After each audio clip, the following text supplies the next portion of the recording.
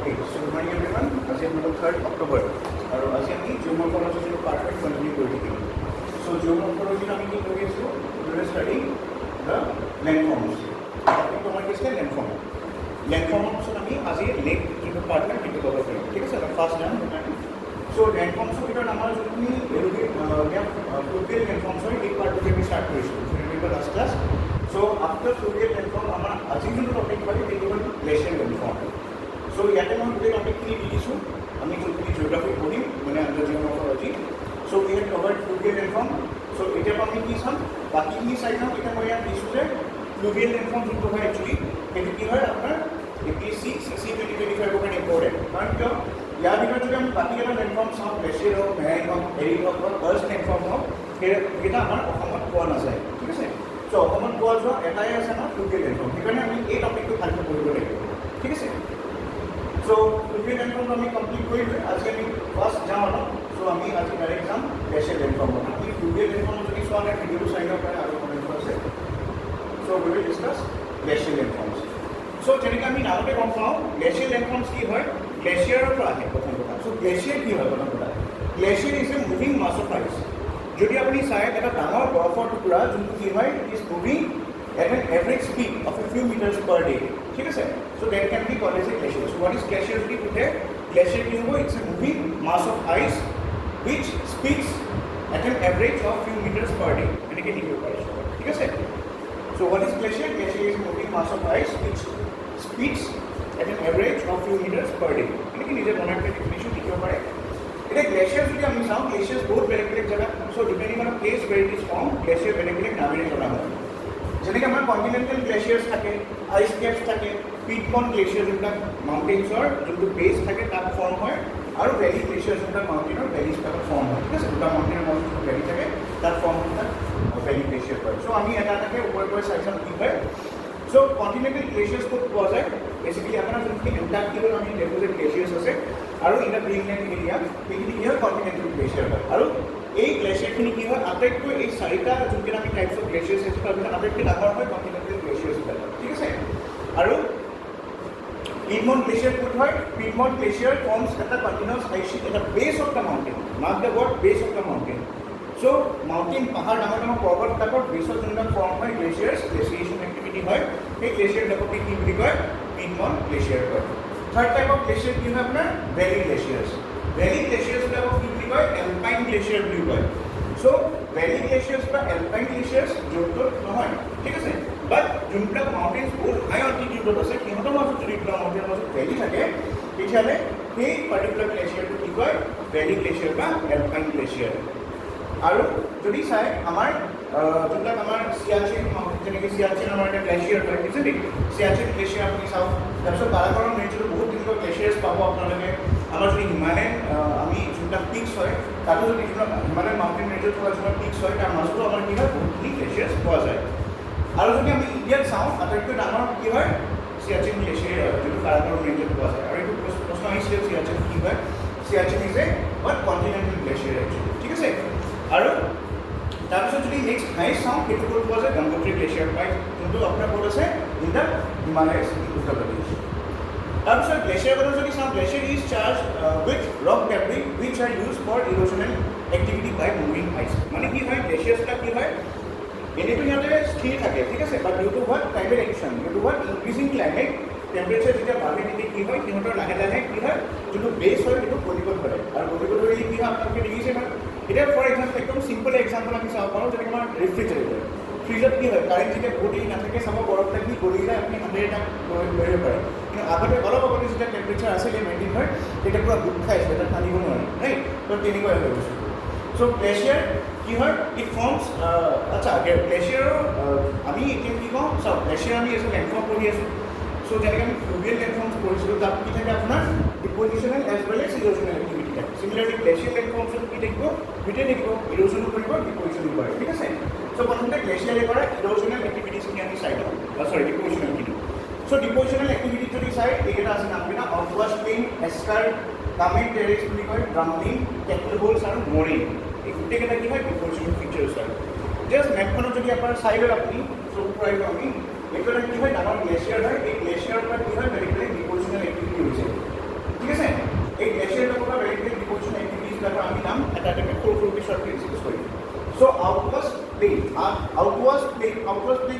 কৈছে নে এইটো হয় হয়নে এই এৰিয়াটো কি কয় আউটৱাশ প্লেন বুলি কয় আউটৱাশ প্লেন সেই প্লেনটো হয় য'ত কি হয় আপোনালোকৰ স্ট্ৰেটিফাইড ডিপোজিশ্যনছ হয় চ' হোৱাট ইজ স্ট্ৰেটিফাইড মানে কি হয় লেয়াৰ বাই লেয়াৰ ডিপোজিশ্যন হয় স্ট্ৰেটিফিকেশ্যন মানে বা লিকুইফিকেশ্যন মানে কি হয় লেয়াৰিং ঠিক আছে চ' যেতিয়া লেয়াৰ বাই লেয়াৰ কি হয় ডিপোজিশ্যন হয় তাক কি কয় আউটৱাশ প্লেন বুলি কয় এস্কাৰ কি হয় এস্কাৰ ইজ আনএছৰ্টেড ডিপোজিশ্যন অফ ৰক গ্ৰেভেল এইটো কি হয় ডিপোজিশ্যনেল এক্টিভিটি কৰি আছে গোটেইখিনি চ' এস্কাৰো কি হয় depositional activity of rock gravel and clay kame terraces বিলাক কি হয় these are broken ridges or unsorted depositions ইয়াত যদি চাওঁ আমি কামে টেৰেছেছ আছেনে ক'ৰবাত পিকচাৰটো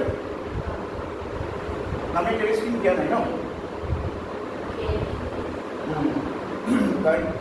আছে হয় নাই চ' আপুনি ক'ব পাৰে ব্ৰকেন ৰিচ মানে ব্ৰকেন ৰিচেছ ভাঙা টুকুৰা আপুনি ক'ব পাৰে ৰিচবিলাকৰ টুকুৰা হয় ঠিক আছে ড্ৰামলিং কি হয় ইনভাৰ্টেড বোথ শেপ ডিপোজিশ্যন এইবিলাক চব কি হয় জাষ্ট কামবিলাক কণ্ট্ৰেক্ট কৰিব লাগে আপোনাৰ ইয়াত ডিটেইলছত নুসুধে এক্সামত আপোনাৰ কাম কি থাকিব ইয়াত এইকেইটা ডিপোজিশ্যনেল এক্টিভিটি ধৰক দি দিলে সিহঁতে ছাপ'জ মই এখন question পেপাৰে কাটিছোঁ what are the deposition activities of this one glacier ঠিক আছে তাত মই ধৰক দিলোঁ আউটৱাশ প্লেন এস্কাৰ কামে টেৰেছ ড্ৰামলিং এটা মই ইৰোশ্যনেল ভৰাই দিম মাছটো এনেকুৱা 7টা অপশ্যন দিলোঁ তাৰ ভিতৰত এটা দুটা কি হ'ব ইৰোশ্যনেল মই ভৰাই দিলোঁ চ' তেতিয়া আপুনি উলিয়াব জানিব লাগে বাছ ইমান ডিটেইলছত এইবিলাক জানিব নালাগে বাছ ইমানটা বস্তু জানক যে নামকেইটা এটলিষ্ট জানিব লাগে যে কেটল হোল কৰে ড্ৰামলিং কৰে গ্লেচিয়াৰ কেটল হোলছবিলাক কি হয় is a form in the deep plains which get locally depressed and forms a basin.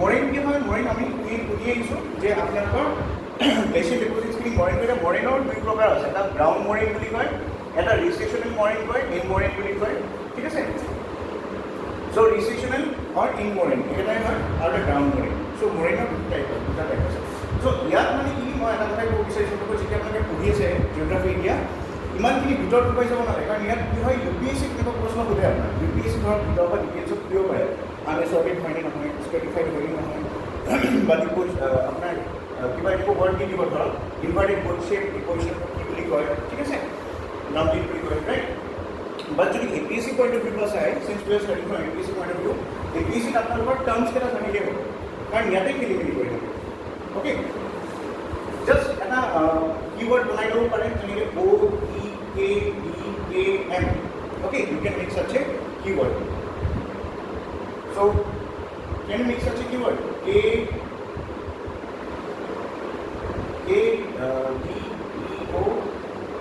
DEOAM something you can make such word okay next let's talk about glacial erosional landforms so in the erosional landforms you have this cirque you have glacial trough, you have hanging valleys, you have erratic, you have horn, and you have fjord. Okay, so these are erosional landforms. Now, if you see here, cirque. What is a cirque? You can see here, these are cirques, right? These are hollow basins which are cut in the mountain ridges. These are mountain ridges, and you can see hollow basins are being cut in the mountain ridges, and these are known as cirque or quarry. Then you have glacial trough. What is a glacial trough? You can say between two glaciers we have a valley that is known as a and this valley has been formed by a glacier because glacier has somewhere in some time the glacier has fell down और ये glacier क्या किया ये glacier इस तरफ ऐसे mountain के through चला गया ठीक है so जो ये glacier ने erosion किया यहाँ पे इससे क्या हुआ एक valley form हुआ उसको हम क्या बोलते हैं glacial trough बोलते हैं तीसरा जो है hanging valley it's a valley carved out by a small tributary glacier that joins with the valley curved out by a much larger glacier. Now, hanging valleys you can see there is a difference between glacial trough and hanging valley. In the glacial trough, a big glacier has moved, but in a hanging valley, small glacier piece has moved, which has cut a valley within the glacier. If it is between two glaciers, it is known as glacial trough. और अगर ये glacier के बीच अंदर होता है, then it is known as a hanging valley. ठीक है? Next है एरेटिक क्या होता है steep sided sharp tip summit so यहाँ पे हम देख रहे हैं एरेटिक क्या होता है ये जो देख रहे हैं आप ये जो मतलब जॉइंट है यहाँ पे ये पिक की तरह है ठीक है so and this peak is what steep sided and it is very sharp अगर आप देखोगे ऐसा नहीं है कि वो एक फ्लैट टॉप है ठीक है it's not like this okay ऐसा फ्लैट टॉप नहीं है it is what steep sharp है So that is known as erratic. Now what is horn? Horn is a ridge that acquires a horn shape when the glacial activity comes in from two sides. तो horn हम देखेंगे, horn कहाँ पे होता है?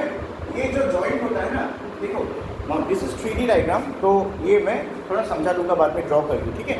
अभी just आप समझ लो, ये जो लाइन है, ये क्या है? 2D है ना? ये पीक जो है, देखो यहाँ पे एक लेग है, ब्रेक है, और ये जो पॉइंट है, आप देख सकते हो यहाँ पे ये जो पॉइंट है, ये क्या है? This is 3D. यहाँ पे क्या है? आपका शार्पनेस भी रहेगा और क्या होगा?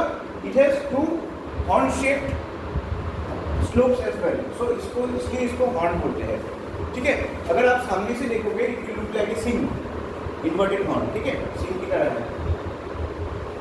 Next you see fjord. Fjord क्या होता है? These are narrow entrance like features at the coast where the stream meets the coast. Fjord क्या होता है? जैसे आप मान सकते हो नैरो एंट्रेंस है. अगर सपोज मान लो ये जो ग्लेशियर है, if the glacier the mountain और the glacier is located near a coast, तो वो क्या करेगा? जो ग्लेशियर है वो एक नैरो मतलब कोस्ट के पैरेलल क्या होगा? नैरो वैली कट करेगा. सो देखिए, आपने देखा 3 चीज़ें वैली से रिलेटेड है. ग्लेशियर ट्राउ है. ग्लेशियर ट्राउ क्या है? ये भी एक वैली की तरह है, लेकिन क्या है? एक बड़ा ग्लेशियर ने इसको काटा है, राइट? तो ये मान लो एक बड़ा सा ग्लेशियर है, पहाड़ है, इसके ऊपर ग्लेशियर्स था, पिघल गया. मान लो ये भी पहाड़ है, इसके बीच से जो जा रहा है, this is known as glacier trough. It's a valley. फिर और एक वैली हमने देखा था which is known as hanging valley. So what is hanging valley? Hanging valley वो वाला होगा जहाँ पे क्या ग्लेशियर के अंदर ही अगर ग्लेशियर ने खुद के जो माउंटेन है उसके स्लोप को भी अगर काट दिया, क्योंकि वो क्या होगा? ग्लेशियर फ्लोट कर ऐसे क्या स्लिप होकर आएगा ना, then it will do some erosional activity. अगर ऐसा होता है this is known as hanging valley. और अगर ये भी ग्लेशियर ट्राउ मान लो, पहले क्या था? 2 पहाड़ी था, माउंटेन्स था. अभी मान लो यहाँ पे एक माउंटेन है और साइड में क्या है? कोस्ट लाइन है. तब उसको हम क्या बोलेंगे? फ्योर्ड बोलते हैं. फ्योर्ड्स यूजुअली नॉर्वे की तरफ दिखाई देता है, क्योंकि नॉर्वेजियन कोस्ट जो है, आप देखोगे नॉर्वे, स्वीडन, वो जो स्कैंडिनेवियन कंट्रीज हैं, उसमें क्या होता है? बड़े बड़े पहाड़ रहते हैं, साइड में कोस्ट रहते हैं. तो क्या होता है? जब वो ग्लेशियर्स उतर के आता है, when it slopes down the valley, वो जाके क्या वो नॉर्वे सी में, मतलब सी ऑफ नॉर्वे वगैरह में मिल जाता है, right? So that can be called as a fjord. Fjords usually क्या होता है? They are like you can say river valleys. So जो लोग मतलब यूजुअली माउंटेन्स में जाने को उनको प्रॉब्लम होता है, ठीक है, तो वो फ्योर्ड्स का रास्ता यूज करते हैं. यूजुअली बाइकिंग्स यूज करते हैं पहले के रास्ते में फ्योर्ड्स, राइट? सो फ्योर्ड्स एक इंपॉर्टेंट फीचर है ग्लेशियर इरोजन लैंडफॉर्म्स में, ठीक है? सो हमने क्या देखा अभी? ग्लेशियर लैंडफॉर्म्स देखा. ग्लेशियर लैंडफॉर्म्स क्या होता है? Those landforms which are formed by the glaciers. और ग्लेशियर लैंडफॉर्म कितने टाइप के होते हैं? 4 टाइप के होते हैं. क्या क्या है? कॉन्टिनेंटल ग्लेशियर्स है, आइस कैप्स है, पिएडमोंट ग्लेशियर है एंड वैली ग्लेशियर्स है. कॉन्टिनेंटल ग्लेशियर्स वो ग्लेशियर्स होते हैं जो कॉन्टिनेंटल लेवल के होते हैं, बड़े बड़े, just like Greenland is a glacier, Antarctica is a glacier, right? Piedmont glaciers वो ग्लेशियर्स होते हैं जो माउंटेन के बेस में फॉर्म होते हैं, राइट? पिएडमोंट वर्ड से याद रखना. पिएडमोंट ग्लेशियर हो, पिएडमोंट वैली हो, पिएडमोंट एनीथिंग हो, पिएडमोंट का मतलब ही होता है माउंटेन के बेस में, बड़े बड़े माउंटेन्स के बेस में जो होता है, that word we have to relate it with piedmont, remember, okay? Valley glaciers को हम एल्पाइन ग्लेशियर्स भी बोलते हैं. और ये वैली ग्लेशियर्स क्या होता है? बड़े बड़े जब माउंटेन्स, बड़े बड़े माउंटेन, जब हाई ऑल्टीट्यूड वाले माउंटेन्स जो होते हैं, उन दोनों माउंटेन्स के बीच जो ग्लेशियर्स क्या होता है? वैली फॉर्म करते हैं. ग्लेशियर जो उनके सिचुएटेड है, just like Siachen, right? Karakoram valley में है. तो सियाचिन भी क्या है? एक यू कैन से it's a kind of valley और एल्पाइन ग्लेशियर. अगर अगले साल आ गया एग्जाम में, किसी एग्जाम में सियाचिन इज ए ग्लेशियर इस बार पूछा है, अगले साल अगर आ गया Siachen is a type of dash glacier, continental valley, समझ में आ रहा है ना? ऐसे ही क्वेश्चन देते हैं. पिएडमोंट दे देगा और फोर्थ देगा आपका ये फोर्थ ऑप्शन क्या था? ये आइस कैप्स. तो पूछेगा ऐसे. तो किस टाइप ऑफ ग्लेशियर है? It's a type of valley glacier. और एल्पाइन ग्लेशियर के ऑप्शन भी दे सकते हैं, ठीक है? इसको याद रखिए. और इंडिया में सबसे बड़ा ग्लेशियर सियाचिन ही है, जिसका टोटल अगर आप देखोगे इसका डायमीटर कितना है? 72 किलोमीटर, बहुत ही बड़ा है, राइट? उसके बाद सेकंड नंबर में आता है गंगोत्री ग्लेशियर, जो उत्तर प्रदेश में है, ठीक है?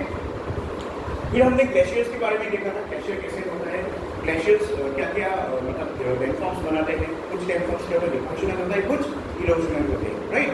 सो इरोजनल, डिपोजिशनल पहले देखा था हमने. डिपोजिशनल में ये सब होते हैं, आउटवॉश प्लेन्स होते हैं, कैटल्स होते हैं, कामी टेरेसेस होते हैं, ग्राउंडिंग, रूट्स एंड मोरेन. तो इसमें पूरा आपको याद रखने की जरूरत नहीं है डिटेल्स, ठीक है? बस इसका नाम याद रखो, क्योंकि जब क्वेश्चन आता है इस टाइप का क्वेश्चन आएगा, which of the following are glacier erosional landforms, which of the following are glacier erosional landforms. तो इसमें क्या कर देंगे वो लोग 5 ऑप्शंस दे देंगे और 2 ऑप्शंस यहाँ से दे देंगे, इरोशन से दे देंगे। उसमें मतलब दिक्कत हो जाएगा। क्वेश्चन ऐसे आता है 1 2 3 4 5 का करेंगे, 1 2 3 and 6 है करेक्ट, 1 5 6 7 है करेक्ट, ऐसे वो लोग 4 7 मतलब दे देंगे total.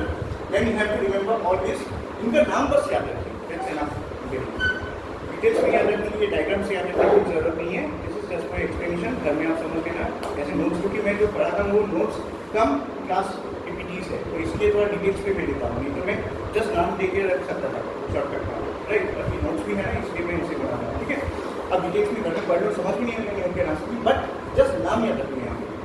You can make a acronym for that, मैंने सिखाया था आप लोगों को पहले, जैसे आउटवर्स में नेशनल आर्मी कुछ OEADAM कुछ बना लो ऐसे आपने इसे वर्ड, राइट। फिर वैसे ही ग्लेशियर्स में इरोशनल लैंडफॉर्म्स भी फॉर्म होते हैं, जैसे CGHAHD, उसमें से इंपॉर्टेंट कौन से हैं ये याद रखिए, ग्लेशियर ट्राउ, हैंगिंग वैली और फ्योर्ड, ठीक है। क्यों इंपॉर्टेंट है? Because all of these are one valleys, ठीक है, डिपोर्शनल इरोशनल वैलीज। डिफरेंस क्या है मैंने समझा दिया आपको, राइट। हैंगिंग वैलीज क्या होते हैं, वो वैलीज पहले ग्लेशियर ट्राउ क्या होता है, अगर 2 माउंटेन्स, मान लीजिए ये एक माउंटेन है वो एक माउंटेन है, दोनों माउंटेन के बीच अगर ग्लेशियर एक वैली बनाता है then it is known as glacier trough. अगर माउंटेन के बीच से ही ग्लेशियर कोई वैली बनाता है then it is known as hanging valley. और अगर एक माउंटेन है साइड में कोस्ट लाइन है उसके बीच से अगर कुछ ग्लेशियर कोई वैली बनाता है that is known as fjord, ठीक है। तो बहुत ही ईजी है, ये टर्म्स बहुत थोड़ा पढ़ने में बहुत ऐसा लगता है, बट ऐसे याद रखो आप। ग्लेशियर ट्राउ होता है वो 2 माउंटेन्स के बीच वैली, एक माउंटेन के अंदर से ही अगर वैली बन रहा है यानी इस नोन एज हैंगिंग वैली। अगर माउंटेन एक साइड कोस्ट लाइन है उसके बीच में वैली बन रहा है इस नोन एज फ्योर्ड। सिंपल है, ऐसे ही याद रखो, ठीक है। सो हमने क्या देखा अब तक, इरोशनल लैंडफॉर्म्स देखा था एंड ग्लेशियर लैंडफॉर्म्स देखा था। Now will go with what, will go with the next physical feature that is marine landforms. ये भी इंपॉर्टेंट है। लैंडफॉर्म्स में आप याद रखो, हमने जब लैंडफॉर्म टॉपिक स्टार्ट किया ना, ये बहुत बड़ा है एक्चुअली, ठीक है। जियोमॉर्फोलॉजी में सबसे बड़ा टॉपिक है लैंडफॉर्म्स। इसको कंप्लीट करने के बाद जो भी हम स्लाइड पढ़ेंगे आगे ना, बहुत छोटे छोटे होंगे, 15 स्लाइड्स के होंगे, 12 स्लाइड्स के होंगे, I made that short, okay. But इसको मैंने थोड़ा डिटेल्स में समझाया क्योंकि यूपीएससी में काम आएगा, ये यूपीएससी में काम आए ना आए, पर यूपीएससी में काम आता है, ये सब नाम याद रखना पड़ेगा, ओके। सो हमने देखा अब तक 2 लैंडफॉर्म देखा, क्या क्या देखा, फ्लूवियल देखा, फ्लूवियल मतलब जो रिवर्स की वजह से इरोशनल और डिपोर्शनल एक्टिविटी होता है, और दूसरा क्या देखा हमने, ग्लेशियर्स की वजह से जो इरोशन और डिपोर्शनल एक्टिविटीज होता है। सो थर्ड हम देखेंगे अभी मैराइन लैंडफॉर्म, ठीक है। सो मैराइन लैंडफॉर्म क्या होता है, those landforms which are formed by sea waves, ocean currents you can say, और सच मैराइन एक्टिविटीज, ठीक है। अभी ओशन के पास क्या होता है, बहुत सारे एक्टिविटीज होते हैं, जैसे you can see activities by wind, ocean currents as well as you can say tides, storms, ये सारी चीजें इंपैक्ट करते हैं, right. So the erosion work of the sea depends upon the size and strength of the wave. So wave के point of view से देखा जाए, जो इरोशन करेगा ना वो डिपेंड करेगा वेव के साइज के ऊपर। अगर वेव छोटा है तो इरोशन एक्टिविटी भी छोटा होगा, कम होगा, राइट। फिर देखिए आप, और किसके ऊपर डिपेंड करेगा, slope, height of the shore between the low and high tide. Low और हाई टाइड में आपको पहले बोला था कि लो टाइड क्या होता है, high tide. Have you heard about this words? ये इक्लिप्स से, लूनर इक्लिप्स से, मतलब मून की एक्टिविटीज की वजह से होते हैं, राइट। अब देखो, जब मून, मान लो यहाँ पे सन है, मून है बीच में और अर्थ है, तो इसको हम क्या बोलते हैं, सूर्य ग्रहण बोलते हैं, राइट। मून आते हैं ना बीच में, सूर्य ग्रहण होते हैं। तो क्या होता है, ये दोनों जो एक्टिविटीज है, ठीक है, सन और जो मून है, ये एक साथ ज़्यादा पुल करेगा अर्थ को। देखो मैं बाद में एक्चुअली ये सारी चीज़ें हैं मैं समझाऊंगा, सेंट्रीफ्यूगल फोर्स से रिलेटेड है ये। अर्थ का एक फोर्स होता है, 2 फोर्स होते हैं एक्चुअली, एक होता है सेंट्रीपिटल फोर्स, एक होता है सेंट्रीफ्यूगल फोर्स। सेंट्रीपिटल फोर्स वो फोर्स होता है जो अर्थ की तरफ किसी चीज़ को खींचता है, ठीक है। मान लो आप पानी में ऐसे ऐसे घूर रहे हो, तो 2 फोर्सेस वहाँ पे काम करेगा। एक क्या होगा, सेंटर की तरफ चीज़ों को खींचेगा, एक साइड में रहेगा, वो क्या होगा, it will try to come out of that like mountain, okay, वो बाहर जाने की ट्राई करेगा। तो आप सेंट्रीफ्यूगल फोर्स मतलब जैसे एक रस्सी पत्थर लगा के ऐसे घुमाओगे, उसको काट दो रस्सी को, वो पत्थर बाहर की तरफ जाएगा, ना कि अंदर की तरफ आता है, right. That is centrifugal force. So अभी क्या होता है, यूजुअली अर्थ और मून के बीच जो सेंट्रीपिटल और सेंट्रीफ्यूगल वो फोर्स है वो एक दूसरे इक्वल होता है, इसलिए बैलेंस होता है, घूम रहा है, ठीक है। आपको पता है ना अभी रिसेंटली एक एस्टेरॉइड आया है जो रहेगा कुछ दिनों तक, राइट, वो भी सेकंड मून माना जा रहा है because it will revolve around the earth, okay.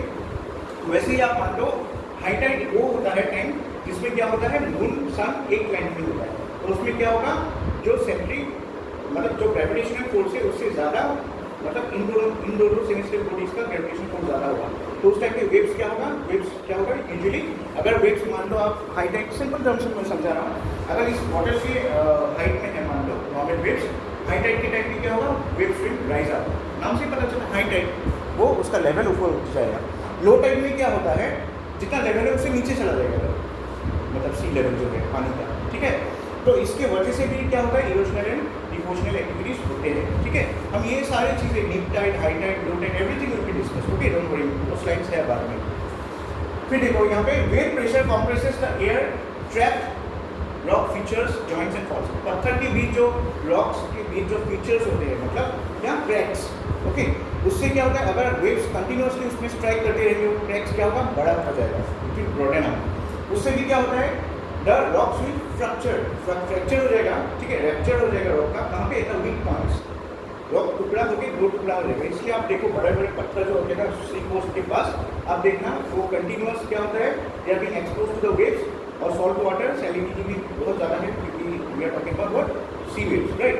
तो क्या होगा ये सॉल्ट एक्शन मतलब केमिकल कंपोजिशन वगैरह सॉल्ट का जो है ये क्या करेगा उसका बेसिक एक्टिविटी और जो वाइब्रेशनल एक्टिविटी है उसको और ज़्यादा बढ़ा देगा, okay. So waves also use rock debris as instruments of erosion. Glaciers are quite good at this. These rock fragments are carried by the waves. वही चीज़ें हैं मतलब मैंने जो बोला है जो इरोशनल एक्टिविटी होता है ना this is done by the what wave action. So ये यहाँ पे पूरा वही लिखा हुआ है केमिकल एक्शन होता है, राइट, सॉल्ट होता है, acid rain everything is being is working here, okay, to do this erosion. देखो द सॉल्वेंट और chemical action of wave is another reason. So जो आपके मेराइन लैंडफॉर्म्स आप देखते हो ना this is due to many reasons. एक तो होता है हाई टाइड लो टाइड, एक आप बोल सकते हो chemical composition of the sea waves, एक बोल सकते हो आप सी वेव्स के जो मतलब आई मीन ये दोनों ही एक्चुअली मेन है जिसकी वजह से बाकी सारी चीज़ें होती हैं।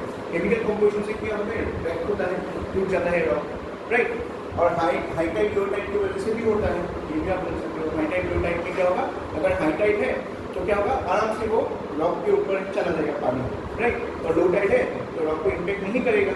समझ में आ रहा है मतलब? सो अभी मैराइन के अंदर ही हम वही सेम चीज़ें देखेंगे depositional and erosional activity. So marine के अंदर डिपोजिशनल एक्टिविटी क्या क्या है? डिपोजिशन मतलब क्या होता है डिपोजिट करना।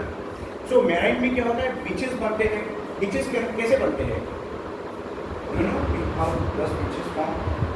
जो सी बीच होते हैं वेव, हाँ, पानी क्या करता है कंटिन्यूसली स्ट्राइक करते रहते हैं, पानी भी डिपोजिट करते हैं कुछ, क्योंकि देखो जब वो रिवर्स कनेक्ट होता है सी के साथ तो क्या होता है it also brings some soil particles and sediments, वो सारे भी क्या होते हैं सीज डिपोजिट करते रहते हैं। जब वो सी वेव आता है डिपोजिट करना बीचेस, ओके। बाढ़ आप देखो यहाँ पे बाढ़ देखो यहाँ पे उस डायग्राम में शायद नहीं है। बाढ़ क्या होता है यूजुअली क्या देखो current and tidal currents deposit rock debris and sand around the coast at a distance from the shoreline।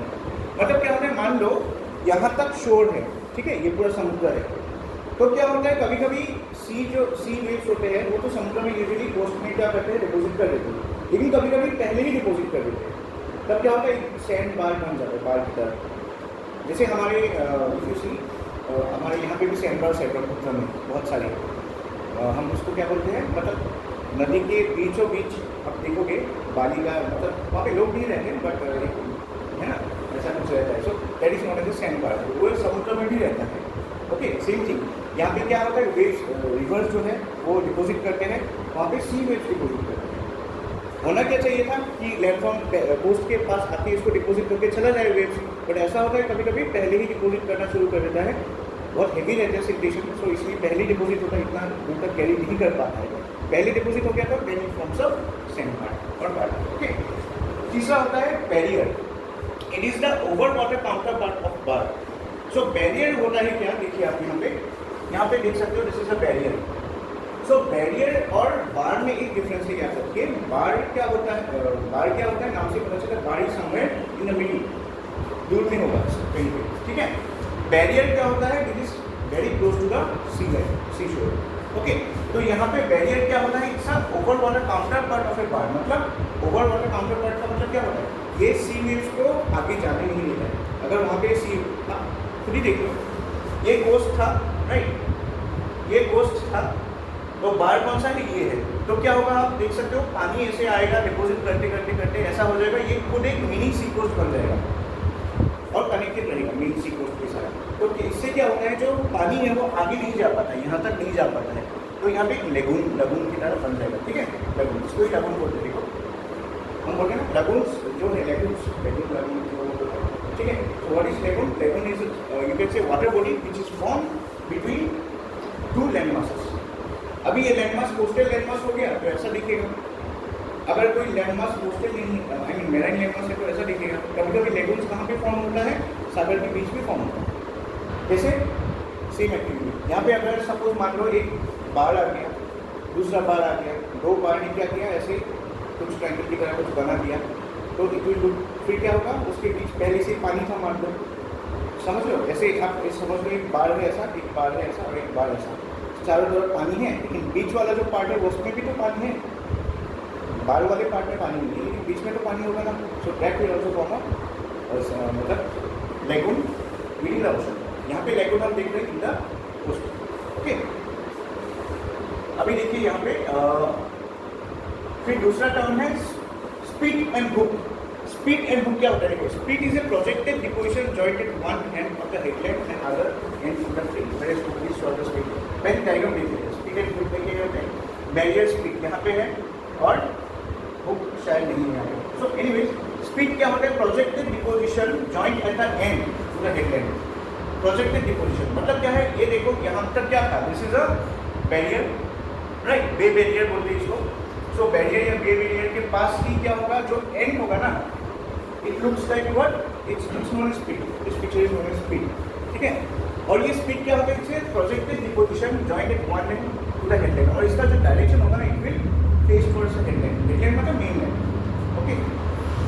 तो मान लो अगर ये जो सैंड बार है या आई मीन बे बैरियर है, बे बैरियर का जो एंड है, अगर if it's projected towards the mainland then it is known as spit. अगर it is projected in opposite direction it's known as spit. Simple words में ये सब समझना थोड़ा मुश्किल है, बट अब ट्राई करो प्रोजेक्ट करने के दिमाग में। अब मान लो क्या है, दिस इज अ कोस्ट, यहाँ पे क्या हो गया, बे बैरियर बन गया एक्स्ट्रा, बीच में लगून आ गया। ये बे बैरियर क्या होगा, ऐसे जाके कहीं ना कहीं तो खत्म होगा। अगर ये इनवर्ड मेनलैंड की तरफ फेस कर रहा है then it is known as spit. अगर ये ओशन की तरफ फेस कर रहा है आउटवर्ड, ऐसी चीज़ों को, क्योंकि ये ज्योग्राफी में समझना थोड़ा मुश्किल होता है because we need 3D projections and all, but imagination से भी काम चलता है, ठीक है।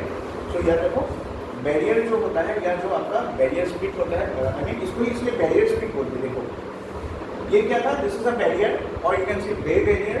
बे बैरियर का अगर जो एंड है, एक एंड अगर मेन लैंड की तरफ फेस कर रहा है then it is known as barrier spit, and if it is facing towards the sea it is known as barrier hook, that's clear, okay. फिर आता है अपना टोम्बोलोस। टोम्बोलोस क्या होता है, islands that are connected to each other by bar. मान लो यहाँ पे एक आइलैंड है, ठीक है, ये देखो यहाँ पे एक आइलैंड है ना, तो यहाँ पे एक आइलैंड है, यहाँ पे एक आइलैंड आई मीन मेनलैंड है, कितना बढ़िया है। देखो ये एक आइलैंड है, ये मेनलैंड है, इसके बीच क्या है, इसके बीच क्या है, दिस इज अ बार, देख रहे हो यहाँ पे, दिस इज अ बार। सो इस फीचर को तब टोम्बोलो बोलते हैं। सो टोम्बोलो क्या होता है, वो आइलैंड्स होते हैं which are connected with the mainland and the barrier by a bar. Sand bar से अगर कनेक्टेड है दिस इज टोम्बोलो। मतलब देखो ये आइलैंड देख रहे हो यहाँ पे, this island is connected main part, बीच में क्या है, बीच में आपका बैरियर है। सो इसी आइलैंड को हम टोम्बोलो बोलते हैं। हर एक आइलैंड को टोम्बोलो नहीं बोलते हैं, टोम्बोलो वो आइलैंड बोलते हैं जो क्या होता है मेन लैंड से कनेक्टेड है विद हेल्प ऑफ ए बार। आप वॉक करके जा सकते हो टोम्बोलो में। यानी नॉर्मली आइलैंड्स क्या होता है, यहाँ पे कहीं पे रहेगा, इधर उधर, they are not connected with the mainland, right, but if it's connected with the mainland and it is known as tombolo. और मेन लैंड से कौन कनेक्टेड है, सैंड बैरियर। इजी है, these are all depositional landforms. तो मैंने details में समझा दिया, बट आप नाम बस याद रखिए। मैं कहना चाहता हूँ डोंट गो इनटू डिटेल्स, तुम हो जाओगे क्योंकि सिलेबस बहुत बड़ा है, राइट। जस्ट याद रखो beach, bar, barrier, speed, hook and tombolo, these are all depositional marine depositional landforms. अभी हम कुछ क्या देखेंगे, इरोजन लैंडफॉर्म्स, राइट। नाम देखो, चैज़म्स, वेव कट प्लेटफॉर्म, सी क्लिफ, सी केव्स, सी आर्चेस, स्टेक्स, स्कैरीज, इतने नाम है देखो। चिमनी रॉक, हैंगिंग वैलीज यहाँ पे भी है, हैंगिंग वैलीज हमने वहाँ पे भी ग्लेशियर में भी देखा था, हैंगिंग वैलीज, राइट। और क्या है, वी हैव ब्लो हॉर्न्स और स्पाउटिंग हॉर्न्स, स्पाउटिंग हॉर्न्स। सो ये सारी चीज़ें क्या है और इरोजन, ठीक है। डिटेल्स में जाने की जरूरत नहीं है telling you, because it waste your time, nothing else. क्या करोगे समझ में, समझने से क्या होता है टेलिंग यू, कुछ नहीं होगा। एग्जाम में बहुत सारा प्रेशर होगा, रिविजन नहीं कर पाओगे, राइट। सो और ये 21 में पूछता भी नहीं है, फर्स्ट ऑफ ऑल नहीं है, बट हो सकता है अगले साल कुछ ऐसे क्वेश्चन बना के दे दें, but you have to be ready for this. Question can be answer UPSC में, पूछते ही है यूपीएससी में, राइट। जैसे टीचर्स पूछते ही लैंडफॉर्म्स। तो याद रखो आप लोग क्या क्या है। चैज़म्स, चैज़म्स क्या होते हैं, नैरो डीप कट होते हैं, बोल सकते हो इंडेंटेशंस होते हैं, curve due to headward erosion. पहले मैंने अच्छा हेडवर्ड और लेटरल इरोशन मैंने कहाँ पे सिखाया था आप लोग को, स्टार्टिंग में जब हमने फ्लूइड में पढ़ा था तब हमने देखा था, राइट, हेडवर्ड और लेटरल इरोशन। सो यहाँ पे भी अगर कोई erosional activity, marine erosional activity headword या लेटरल ऐसे याद रख सकते हो, ये टेक्निकल टर्म से बहुत अब यू फाइंड इट हार्ड अगर आप डिटेल्स की डेप्थ में जाओगे। Simple, make it simple.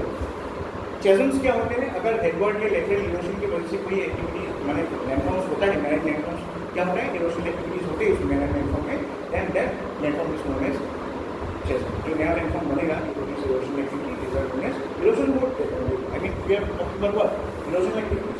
So marine, अब ऐसे ऐसे make it simple, marine lateral या हेडवर्ड इरोजन की वजह से जो नए लैंडफॉर्म फॉर्म होंगे, these are known as chasms. बस ये वर्ड याद है, हेडवर्ड एंड लेटरल इरोजन, बस। ओके, दूसरा है wave cut platform. The bottom of the Cliff suffers the maximum intensive erosion by wave. तो वेव कट प्लेटफॉर्म क्या होता है, सपोज मान लो एक पत्थर है बड़ा सा सागर के पास, कंटिन्यूस वेव्स उसको क्या करेगा, स्ट्राइक करते रहेगा। एक बार क्या होगा, वो जो रॉक है ना उसका जो हेड है वो कट हो जाएगा, तो वो क्या होगा, फ्लैट हो जाएगा ना, दो वाला पार्ट। समझ में आया ना, एक रॉक ऐसा है मान लो, इसका हेड कट गया, तो क्या होगा, it will become a flat platform. तो उसी को बोलते हैं wave cut platforms. Sea cliffs क्या होते हैं, shoreline mark by steep bank. Sea cliff, shoreline mark by steep bank, bank ही होता है, ये पहाड़ नहीं है। बहुत सारे लोग, if you have gone to Goa you might have seen कि कुछ पत्थर होते हैं यहाँ पे सागर के पास ही, पहाड़ नहीं होता है, वो हिल भी नहीं होता है, बट क्या होता है, बड़े बड़े ऐसे मतलब ऐसे लगेगा कि मतलब हम जिसको टीला बोलते हैं ना, आसामी में टीला टाइप का कुछ चीज़ें दिखेगा, छोटे छोटे मतलब जैसे लाइक क्ले माउंटेन्स की तरह पत्थर भी है उसमें, ठीक है। वो माउंटेन्स या हिल्स नहीं होते, आई मीन हिल्स नहीं होता है, रिजर्व में सी क्लिफ्स। वो भी क्या होता है, इरोशन की वजह से ही वो फॉर्म होता है। पहले बड़े बड़े पत्थर थे, उसको सी जब देखो, सी जब जाता है ना, दो काम करता है, एक तो क्या करता है, डिपोजिट भी करता है, एक टाइम लेके भी आता है सी पे, राइट। सो इसकी वजह से सी क्लिफ फॉर्म हो गया। जो वो बड़े बड़े पत्थर छोड़ने के प्लस कवर में मारे ना, तो उसको कंटिन्यूसली इरोजन होता रहेगा। एक टाइम भी क्या होगा, उसका साइज छोटा हो जाएगा, इट स्मॉल टीला, उसको ही सी क्लिफ बोलते हैं, ठीक है। सी क्लिफ्स को समझ में आ क्या होगा, अगर मान लो कोई सी क्लिफ या कोई बड़ा पत्थर है, उसमें कंटिन्यूसली क्या हो रहा है, सी वेव्स अटैक कर रहे हैं, एक टाइम ऐसा होगा उनका खड्डे हो जाएंगे गड्ढे जैसा, तो सिंपल सी क्लिफ के अंदर ही क्या होता है, सी क्लिफ्स फॉर्म होते हैं, राइट। सी आर्चेस क्या होता है, when waves from opposite direction strike in narrow wall of rock, differential erosion of the rock gives a bridge like structure of sea arch. Sea arch आपने देखा होगा, वो कुछ मूवीज होते हैं ना, हिंदी मूवीज का ना, क्या वो मूवी देखा होगा शायद, उसमें आपने देखा होगा वो लोग जब वहाँ पे जाते हैं, इंडोनेशिया कहीं भी शूटिंग हुआ था उस टाइप में, तो वहाँ पे आप देखना ऐसे ऐसे बड़े बड़े गेट की तरह रहेगा, बीच से आप जा सकते हो पत्थर, राइट। सो वो सारी क्या होती है, सी आर्चेस, ठीक है। बड़े पत्थर है, उसमें कंटिन्यूस इरोजन हो रहा है, तो क्या होगा, वो पत्थर भी एक टाइम गेट की तरह दिखेगा ऐसा, राइट, क्योंकि पत्थर के बीच से ही मतलब पानी कट करके उसमें होलो बना दिया, लेकिन पत्थर जो कि पानी के बीच था, इसलिए वो केव नहीं बना, वो क्या बन गया, आर्च हो गया। अगर वो पत्थर सी कोस्ट में होता तो वो क्या केव बन जाता, लेकिन वो सी के बीच है इसलिए it has become a heart. समझ में आ रहे ना चीज़ें, पूरा प्रोजेक्ट कर पा रहे हो। पत्थर है सागर के बीच, मान लो उसके तरफ, ओ इसमें भी तो है ना गेम ऑफ थ्रोन्स में देखा है ना, एक वो लोग जब गेम ऑफ थ्रोन्स से देखा है सीरीज गेम ऑफ थ्रोन्स, उसमें कुछ ऐसे वो लोग जब मतलब नदी से जाते हैं सागर की तरफ जाते हैं तो क्या होता है, बड़े बड़े वो सी आर्चेस मिलते हैं, उसके अंदर से वो लोग जहाँ से जाते हैं बड़े बड़े ऐसे देखते हुए बड़े बड़े पत्थर के बीच से वो, ठीक है। जस्ट मान लो एक दरवाजा है पत्थर के अंदर से। Next we have the stacks और चिमनी रॉक्स, कैरीज भी बोलते हैं इसको। When a portion of the sea arch collapses the remaining column of the structure becomes stack. मान लो मैं यहाँ पे मतलब ड्रॉ नहीं कर पा रहा हूँ, एनीवेज ये जैसे ये आपका सी आर्च है, ये सी आर्च का जो ऊपर वाला पार्ट है वो अगर किसी वजह से टूट गया, गिर गया, तो दो कॉलम बचेगा ना, पिलर्स। सो स्टेक्स कहाँ से आते हैं, सी आर्चेस से आते हैं। अगर सी आर्चेस का जो डोम टॉप है वो अगर कोलैप्स हो गया तो दो पिलर्स बचेगा, कॉलम्स बचेगा, उसी को क्या बोलते हैं, स्टेक्स बोलते हैं। हैंगिंग वैलीज क्या होता है, if the fluvial elevation of a stream at the shore does not match the retreat of the sea, the river is to be hanging over the river. मतलब क्या होता है, जैसे नदी आ रहा है, नदी आके क्या होता है, सागर में बनता है। कभी कभी क्या होता है, स्ट्रीम के जो आपके मान लो if the fluvial elevation of the stream at the shore does not match the retreat of the sea, कैसे होता है, देखो पानी आ रहा है, मतलब रिवर से पानी आ रहा है और सागर का पानी इस तरह से जा रहा है और वो फिर चला जाएगा, तो क्या होना चाहिए, मतलब कब ये पानी सागर में मिलता है पता है, पानी देखो अगर जस्ट मान लो रिवर अगर सागर से कनेक्टेड है, हम मानते हैं कि डायरेक्ट रिवर सागर से मिल जाता है, ऐसा नहीं होता है डायरेक्टली।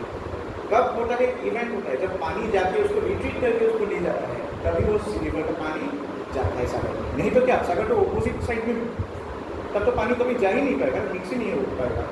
तब जब रिट्रीटिंग वाला वाटर होता है सागर का, वही रिवर के पानी को पकड़ के ले जाता है, उतना अमाउंट को जा पाता है, फिर वो अपोजिट में जाता है, फिर उसको लेके आता है, जैसे हैंडशेक की तरह होता है, ऐसे हैंडशेक करेगा और हाँ फिर ऐसे आ सकते हैं, ऐसा है।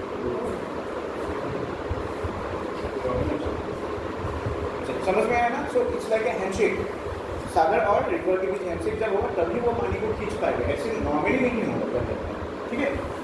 सो हैंगिंग वैलीज वो वाले फीचर्स होते हैं जहाँ पे क्या होता है, दिस रिवर वैलीज जहाँ पे ऐसा कंटिन्यूस अगर होता रहेगा तो क्या होता है, वो सागर और नदी के बीच ना एक पार्ट जो है ना वो गड्ढा हो जाता है, इसको हैंगिंग वैली होती है, जस्ट लाइक द ग्लेशियर्स।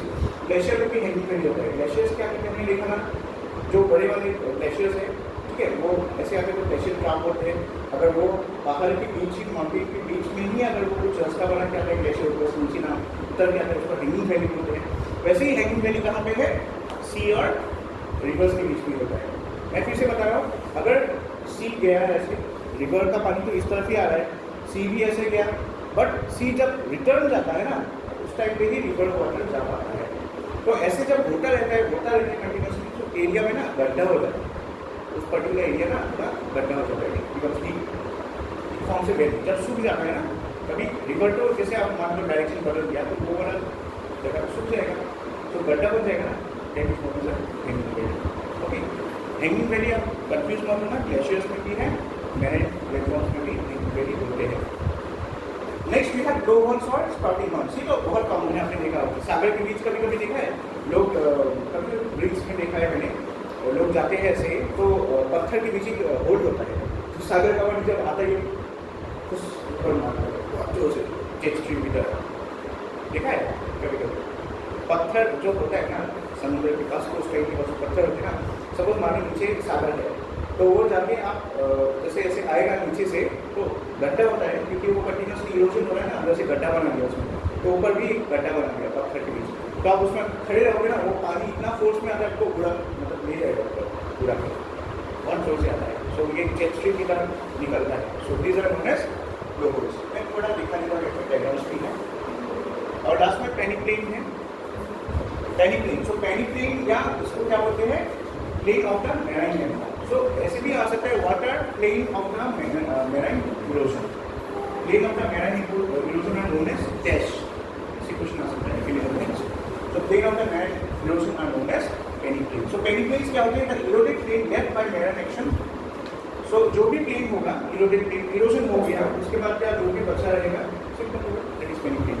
ठीक है, if the level difference between the plane and the sea is not much, the agents of welding convert it into peneplain. So सब चीज़ें में ये समझ में आएगा जो भी हमने पढ़ा था। ठीक है, मान लो ये एक बड़ा सा क्या है लैंडफॉर्म है, इसमें क्या है यहाँ पे जैसे पानी है, पानी आने के बाद देखो पानी क्या करेगा, ये बड़ा सा स्ट्रेटिफाइड पत्थर है, 3 लेयर का हमने ले लिया समझाने के लिए। सो ये कंटिन्यूस जब स्ट्राइक करता रहेगा, ये क्या होगा पत्थर के नीचे क्या होगा होल बन जाएगा, दिस इज नोन एज सी केव। मैंने बोला था ना सी केव पत्थर के अंदर एक गुफा जैसा बनता है, जैसे सी केव। फिर क्या होगा, अगर आप देखो कंटिन्यूसली क्या होगा, हाई टाइप में लो टाइप में क्या होगा, वाटर का लेवल अप डाउन होता रहेगा। तो अगर कंटिन्यूसली क्या हुआ यहाँ पे स्ट्राइक कर रहा है, ठीक है, तो एक साइड ऐसा हो सकता है ये जो सी टीप है ये क्या होगा नीचे आ जाएगा, कट हो जाएगा ना कंप्लीटली, जो बचा रहेगा that is the wave cut platform, क्योंकि वेव ने उसको कट करके क्या इस पार्ट को फ्लैट कर दिया, तो ये बन गया वेव प्लेटफॉर्म। ठीक है, फिर देखो फॉर्मर्स टेरेस मतलब क्या होता है, जो हाईएस्ट लेवल में रहेगा, प्लेटफॉर्म्स का जो हाईएस्ट प्लेटफॉर्म होता है that is known as terrace. देखो सी वेव तो ऐसा नहीं है ना इसी मतलब हाइट में कट करेगा, थोड़ा ऊपर भी कट करेगा, तो धीरे धीरे जो भी मतलब हाईएस्ट प्लेटफॉर्म्स के अंदर जो हाईएस्ट प्लेटफॉर्म होगा this is known as terrace. ठीक है, देखो यहाँ पे मैं